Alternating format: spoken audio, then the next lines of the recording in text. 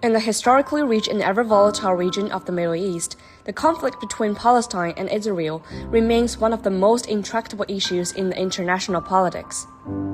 The United States, as a key player on the global stage, faces increasing scrutiny for its policies and actions in the Middle East. With U.S. Secretary of State Antony Blinken's frequent visit to the region, questions arise about America's true intentions. Is it genuinely striving to broker peace or merely pursuing its own geopolitical interests? For a long time, U.S. policy on Israeli-Palestinian conflict has been widely perceived as favoring Israel. This bias has not only failed to ease regional tensions, but has often exacerbated the conflict. Despite Blinken's 9th trip to the Middle East, his efforts to advance a ceasefire agreement have seemingly produced little tangible progress, raising doubts about the sincerity of U.S. efforts. The ceasefire proposals put forth by the U.S. for Gaza often ally closely with Israeli interest, while appearing to downplay the position and needs of Hamas.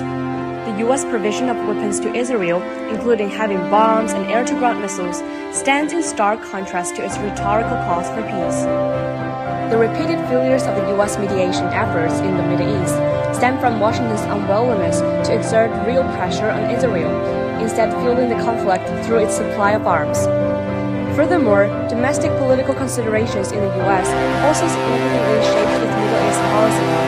With the 2024 elections approaching, Blinken's visits will be more about domestic political needs than genuine diplomacy. The U.S.'s role in the Middle East is rife with irony. On one hand, it presents itself as a peace mediator. On the other, its actions cast doubt on its true motives.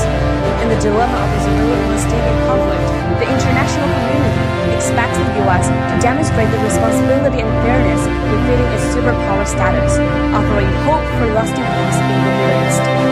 This is not only a test for the U.S., but also in response to the collective expectations of the international community. Whether the U.S. can shed its image of bias and emerge as an authentic promoter of peace will depend on its ability to act with genuine neutrality and fairness.